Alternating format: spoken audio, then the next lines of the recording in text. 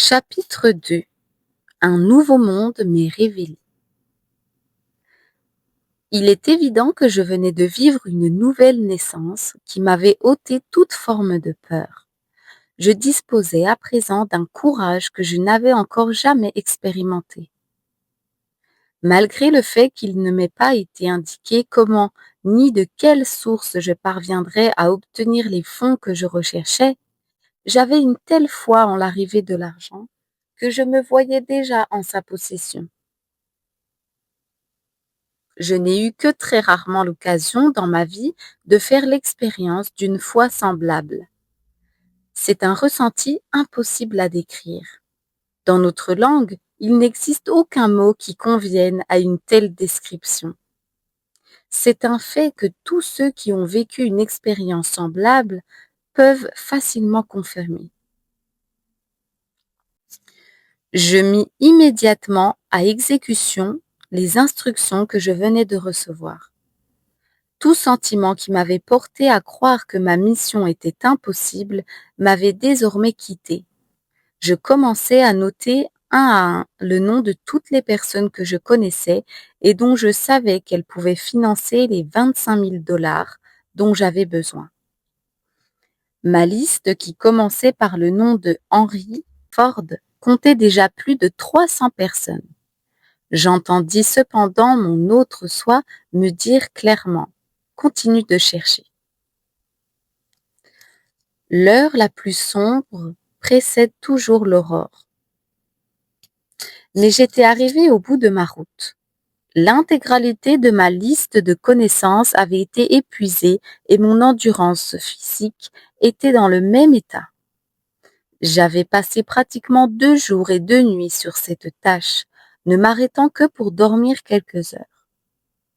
Je m'enfonçai dans ma chaise, fermai les yeux et m'assoupis quelques minutes. Je fus alors réveillée par ce qui me parut être une déflagration dans la pièce. Quand je repris conscience, le nom de Albert Pelton me vint à l'esprit, accompagné d'un plan dont je sus instantanément qu'il fonctionnerait à merveille et mènerait Monsieur Pelton à publier mes livres. Il avait été annonceur dans The Golden Rule, le magazine que j'avais dirigé par le passé.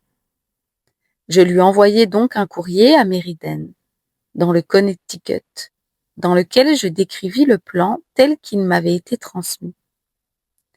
Il répondit par télégramme, disant qu'il viendrait me rencontrer à Philadelphie le jour suivant. Lors de notre rencontre, je lui montrai les manuscrits originaux dans ma philosophie et lui expliquai brièvement ce qui me semblait être sa mission. Il parcourut les manuscrits durant quelques minutes, s'arrêta soudain, fixa le mur durant un court instant et dit: « Je vais publier vos livres. » Le contrat fut rédigé sur-le-champ. Une avance substantielle de royalties me fut versée, les manuscrits lui furent remis et il les emporta à Meriden. Sur le moment, je ne lui ai pas demandé ce qui l'avait amené à prendre la décision de publier mes livres avant de les avoir lus. Mais ce que je sais, c'est qu'il fournit le capital nécessaire, imprima les livres et m'assista dans la vente de plusieurs milliers d'exemplaires auprès de sa propre clientèle, qui se trouvait dans pratiquement chaque pays anglophone de la planète. Mon autre soi fait des merveilles. 3 mois après notre rencontre à Philadelphie, la série complète de mes livres était placée bien en vue sur ma table et les revenus provenant des ventes étaient assez élevés pour subvenir à tous mes besoins. Ces livres sont à présent entre les mains de mes étudiants dans le monde entier. Mon premier chèque de royalties fut de 850 $. Alors que j'ouvrais l'enveloppe qui l'accompagnait, j'entendis mon autre soi me murmurer: tes seules limites sont celles que tu établis toi-même dans ton esprit. Je ne suis pas sûre de saisir clairement en quoi consiste exactement cet autre soi, mais si je sais une chose, c'est que l'homme ou la femme qui le découvre et se fie à ses conseils ne peut pas rencontrer l'échec de façon permanente. Le lendemain de cette journée où Monsieur Pelton était venu me voir à Philadelphie, mon autre soi me présenta une idée lumineuse qui résolut immédiatement mes soucis financiers. Je fus frappé par l'évidence que les méthodes de commercialisation des automobiles devaient subir un changement drastique. Dans ce domaine, les vendeurs devaient apprendre à vendre des voitures neuves au lieu de se contenter de négocier le rachat des voitures d'occasion, ce que la majorité d'entre eux faisaient à l'époque. Je pensais par ailleurs que les jeunes qui venaient juste de terminer le lycée et qui, de ce fait, ne connaissaient pas les vieilles ficelles des anciens, constitueraient le meilleur matériau pour me permettre de forger une nouvelle génération de vendeurs. Tes seules limites sont celles que tu établis toi-même dans ton esprit. L'idée était si singulière et si impressionnante que j'appelai immédiatement en longue distance le responsable des ventes de General Motors pour lui expliquer rapidement mon plan. Il fut également impressionné par mon idée et m'introduisit aussitôt auprès de Earl Powell, qui était le dirigeant et le propriétaire de la filiale de l'entreprise Buick à Philadelphie Ouest. Je rencontrai Monsieur Powell et lui expliquai mon plan. Il m'engagea immédiatement pour former 15 jeunes hommes soigneusement sélectionnés qui sortaient du lycée. Nous allions appliquer le plan sur eux.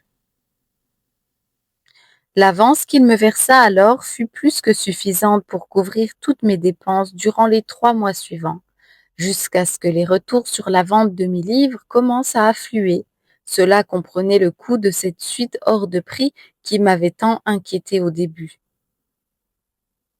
Mon autre soi ne m'avait pas trahi. L'argent dont j'avais besoin était entre mes mains au moment précis où c'était nécessaire, tel que cela m'avait été prédit. Pourtant, lorsque j'avais quitté la Virginie de l'Ouest, ma raison n'avait cessé de me marteler que mon voyage pour Philadelphie était à tout égard une opération suicide. À partir de cet instant, à la minute près, tous mes besoins furent comblés alors que le monde entier venait d'entrer dans une période de récession économique. Or, à cette époque, les nécessités de base n'étaient pas toujours disponibles pour la population. Parfois, les biens matériels arrivèrent un peu en retard, mais je peux réellement dire que mon autre soi m'a toujours attendu à la croisée des chemins pour me les fournir et m'indiquer la marche à suivre. L'autre soi ne suivait aucun modèle établi, ne reconnaissait aucune limite et trouvait toujours un moyen de parvenir aux fins désirées. Il pouvait rencontrer quelques défaites temporaires, mais jamais d'échec permanent. Je suis aussi certain de ce que j'énonce que je le suis d'être en train d'écrire ces lignes.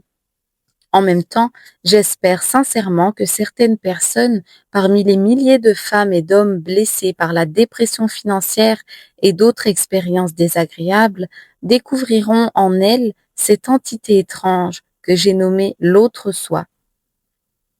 J'aspire à ce que cette découverte les mène, comme elle m'a mené moi-même, vers une relation intime avec cette source de pouvoir qui enjambe les obstacles et maîtrise les difficultés au lieu de capituler devant l'échec.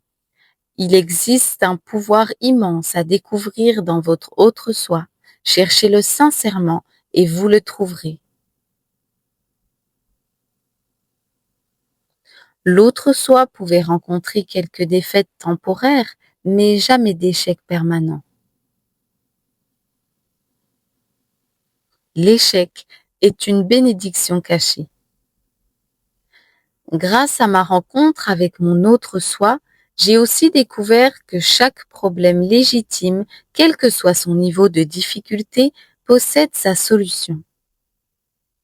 J'ai également pris conscience que chaque défaite temporaire, chaque déroute, chaque forme d'adversité apporte le germe d'une opportunité potentielle.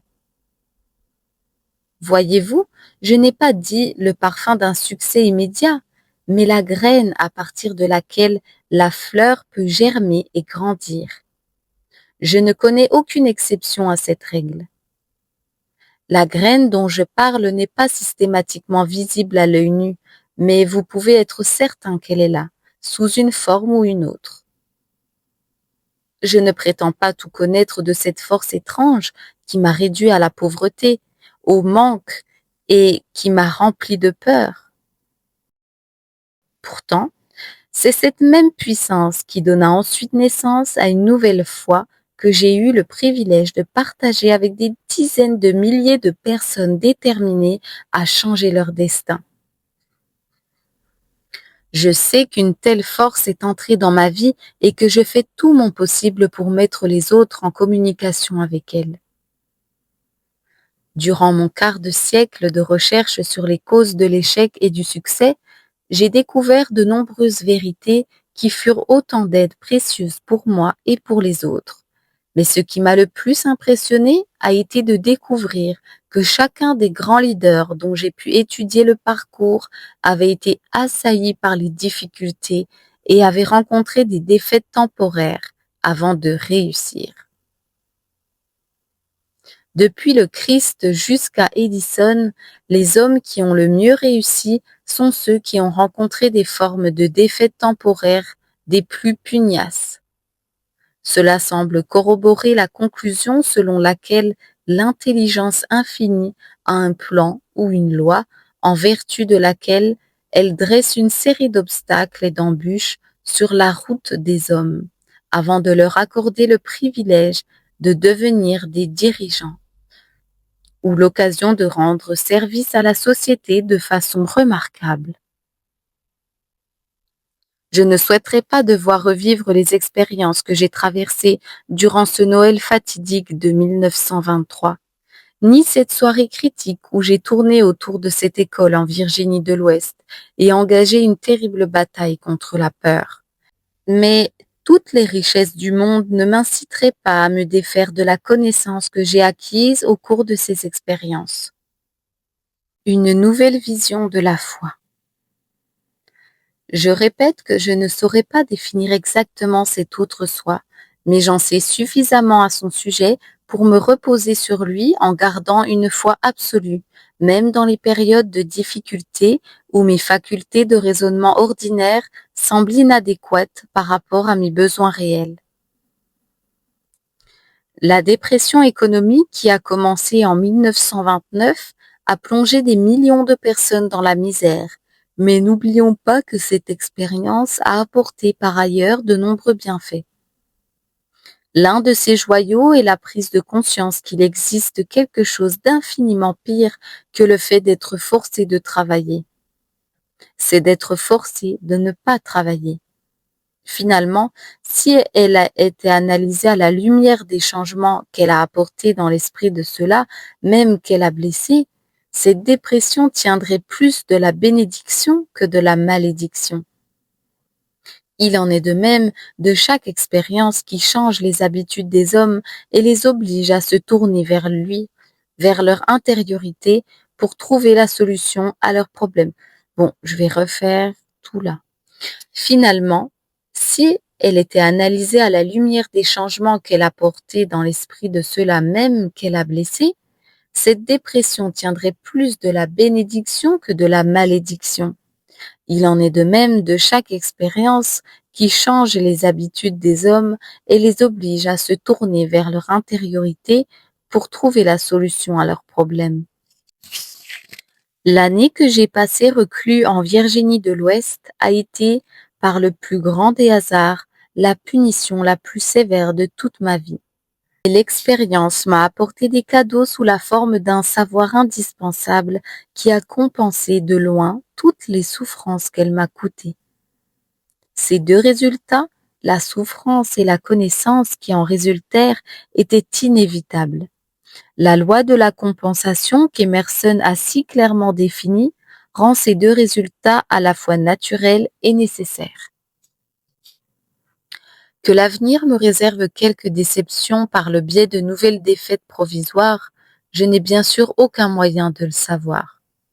Ce que je sais, en revanche, c'est qu'aucune expérience future ne pourra me blesser aussi profondément que celles que j'ai pu connaître par le passé, car à présent, je suis au moins en communication avec mon autre soi.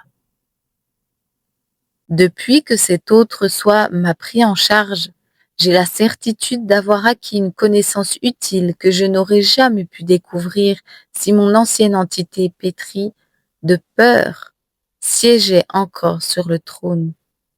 Une chose que j'ai retenue, c'est que ceux qui rencontrent des difficultés censées être insupportables, insurmontables, peuvent au mieux les dépasser en les oubliant pendant un temps et en aidant ceux qui ont le plus gros problème. Il existe quelque chose d'infiniment pire que le fait d'être forcé de travailler. C'est d'être forcé de ne pas travailler. Finalement, cette dépression tiendrait plus de la bénédiction que de la malédiction si on l'analysait à la lumière des changements qu'elle a apportés. La valeur de donner avant d'essayer d'avoir. Je suis convaincue que toute l'aide que nous apportons à ceux qui sont dans la détresse reçoit une récompense.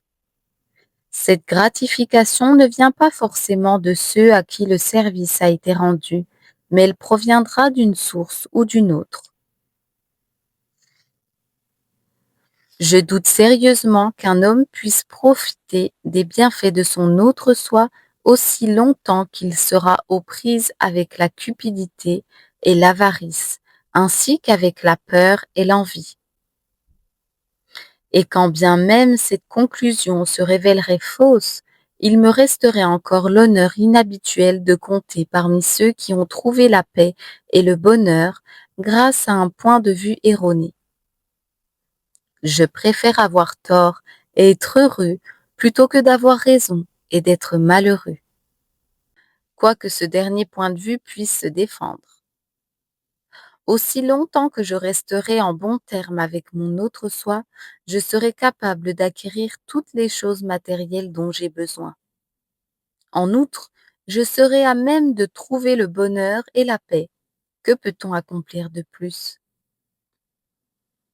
Le seul motif qui m'a inspiré pour écrire ce livre a été le désir sincère d'être utile aux autres. Je souhaitais partager avec ceux qui étaient prêts à l'accepter la richesse prodigieuse qui fut la mienne le jour où j'ai découvert mon autre soi. Cette richesse, heureusement, compte parmi celles qui ne sont pas uniquement quantifiables en termes matériels ou financiers. Elle va bien au-delà de ce que ce genre de choses peut représenter. La richesse sur le plan matériel et financier, quand elle est réduite à sa forme la plus élémentaire, peut au mieux être mesurée par un solde bancaire. Mais un compte en banque n'est jamais plus solide que la banque elle-même. Cette autre richesse que j'évoque se mesure, elle, en termes de paix, de l'esprit et de satisfaction personnelle, et telle qu'elle se manifeste aux adeptes de la prière. Pendant la prière, mon autre soi m'avait enseigné à me concentrer sur mon but et à tout oublier du plan grâce auquel j'étais censé l'atteindre. Je ne dis pas que les objectifs matériels peuvent être obtenus sans aucun plan. Ce que j'exprime ici, c'est que le pouvoir qui traduit en réalité tangible les pensées ou les désirs d'une personne prend sa source dans une intelligence infinie qui en connaît bien plus sur les plans que celui qui est en train de prier. Autrement dit, ne serait-il pas plus sage, tandis que nous prions, de croire que l'Esprit universel fournira le meilleur plan possible pour atteindre l'objet de cette prière? Mon expérience m'a appris que, très souvent, tout ce qui résulte de nos prières, quand nous recevons une réponse, est un plan conçu pour atteindre notre but par le biais de moyens naturels et matériels. Ce plan doit être appliqué et concrétisé par une action qui résulte d'un effort personnel. Je ne connais pas de prière qui puisse fonctionner favorablement dans un esprit teinté par une peur quelconque, si légère soit-elle. Une nouvelle manière de prier. Depuis que je connais mieux mon autre soi, ma façon de prier est différente de ce qu'elle était auparavant. J'avais l'habitude de prier uniquement lorsque je rencontrais des difficultés. Maintenant, lorsque c'est possible, je prie avant d'avoir à les affronter. Je ne prie plus pour obtenir davantage des belles choses que ce monde peut offrir ou pour de plus grandes bénédictions. Je prie pour être digne de ce que j'ai déjà. J'ai réalisé que ce plan est infiniment meilleur que l'ancien. L'intelligence infinie ne semble pas s'offenser quand je la remercie et que j'exprime ma gratitude pour les récompenses qui ont couronné mes efforts. J'ai été stupéfait quand, pour la première fois, j'ai essayé d'offrir une prière de remerciement pour tout ce que je possédais déjà. Je découvris alors l'immense richesse que je détenais sans même m'en rendre compte. J'ai découvert, par exemple, que je possédais un corps en parfaite santé qui n'avait jamais été sévèrement endommagé par la maladie. Je possédais un esprit raisonnablement bien équilibré. J'avais une imagination créative qui me permettait de rendre service à un grand nombre de personnes. J'avais eu la bénédiction de pouvoir jouir de toute la liberté désirée, dans mon corps comme dans mon esprit. Je possédais un impérieux désir d'aider ceux qui ont moins de chance. J'ai découvert alors que le bonheur, le but ultime de toute l'humanité, était mien, avec ou sans récession économique. Dernier point, mais non des moindres, j'ai découvert que j'avais le privilège d'approcher l'intelligence infinie, que ce soit pour la remercier de tout ce que je possédais déjà, ou pour lui demander davantage et pour être guidé. Peut-être serait-il utile que chaque lecteur de cet ouvrage fasse également l'inventaire de son propre patrimoine intangible. Un tel inventaire pourrait lui dévoiler les trésors inestimables qui sont déjà en sa possession. Certains signes que nous avons négligés.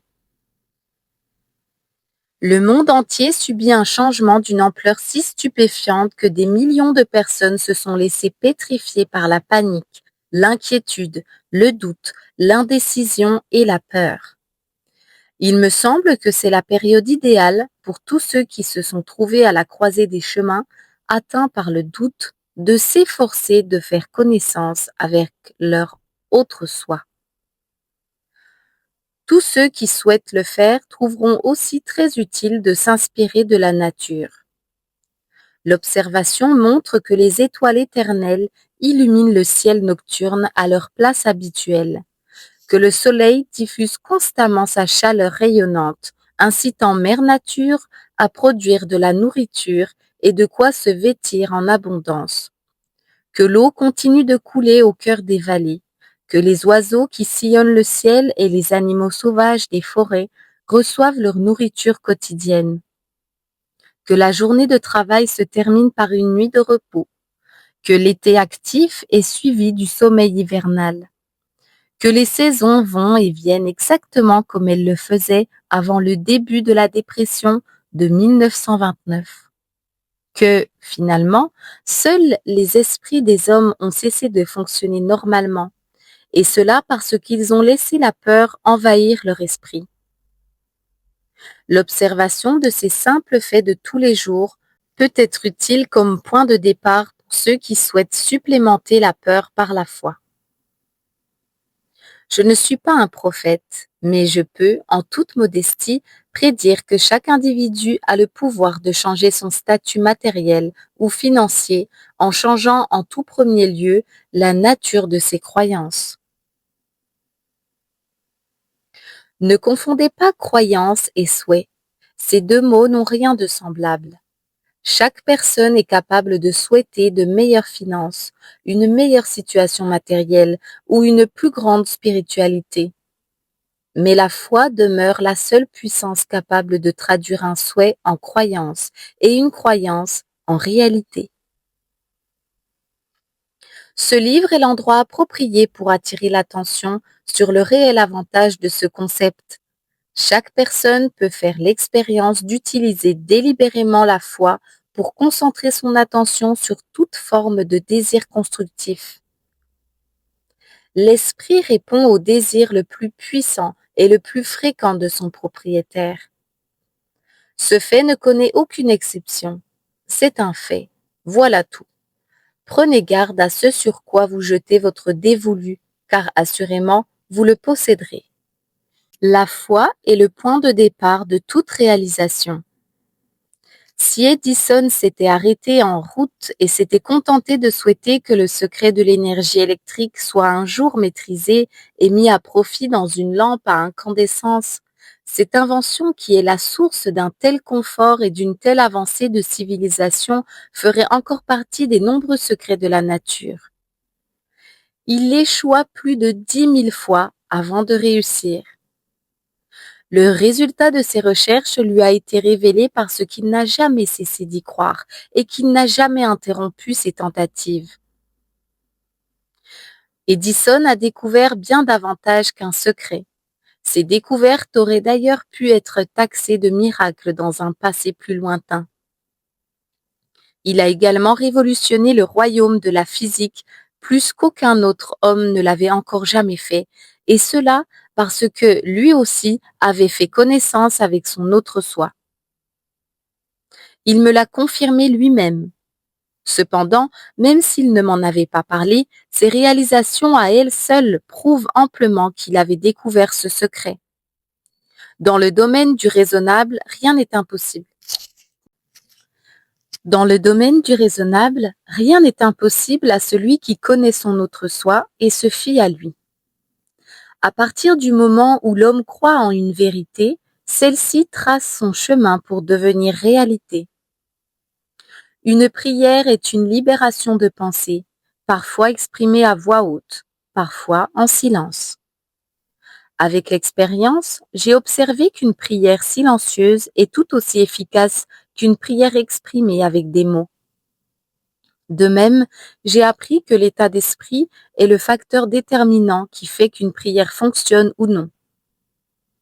La conception de l'autre soi que j'ai essayé de décrire symbolise simplement une nouvelle approche vers l'intelligence infinie, une approche que chacun peut contrôler et diriger à travers le procédé élémentaire qui consiste à pétrir ses pensées de foi. Autrement dit, à présent, j'ai acquis une foi beaucoup plus grande dans le pouvoir de la prière. Apparemment, l'état d'esprit, connu sous le terme de foi, ouvre à chacun la voie d'un sixième sens grâce auquel il peut communiquer avec des sources de pouvoir et d'informations qui surpassent de loin celles qui sont disponibles à travers ces 5 sens physiques. Avec le développement de ce sixième sens, une puissance étrange vient à votre aide et obéit à vos ordres. Nous pouvons supposer que cette puissance s'apparente à un ange gardien qui peut vous ouvrir à tout moment les portes du temple de la sagesse. Je n'ai jamais rien expérimenté d'autre qui se rapproche autant du miracle que le sixième sens. Il m'apparaît certainement ainsi parce que je ne saisis toujours pas les méthodes par lesquelles ce principe opère réellement. Ce que je sais, tout au plus, c'est qu'il existe un pouvoir, une cause initiale ou une intelligence qui imprègne chaque atome de matière et embrasse chaque unité d'énergie perceptible par l'homme. Cette intelligence infinie transforme un gland en chêne, fait que l'eau ruisselle dans le lit des vallées. En réponse à la loi de la gravité, que le jour succède à la nuit et le printemps à l'hiver. Les maintenant chacun dans le temps qui leur est imparti et régissant les relations qui les lient les uns aux autres. Les maintenant chacun dans le temps qui leur est imparti et régissant les relations qui les lient les uns aux autres. Cette intelligence peut aider à la transformation d'un désir en une forme concrète ou matérielle. Je possède cette connaissance car je l'ai expérimentée, mais avant tout parce que je l'ai mise à l'épreuve. C'est pour ces raisons que pendant des années, j'ai pris l'habitude de faire un bilan personnel annuel pour évaluer si j'avais dépassé ou éliminé certaines de mes faiblesses et pour vérifier quel progrès j'avais pu faire ou non durant l'année qui venait de s'écouler.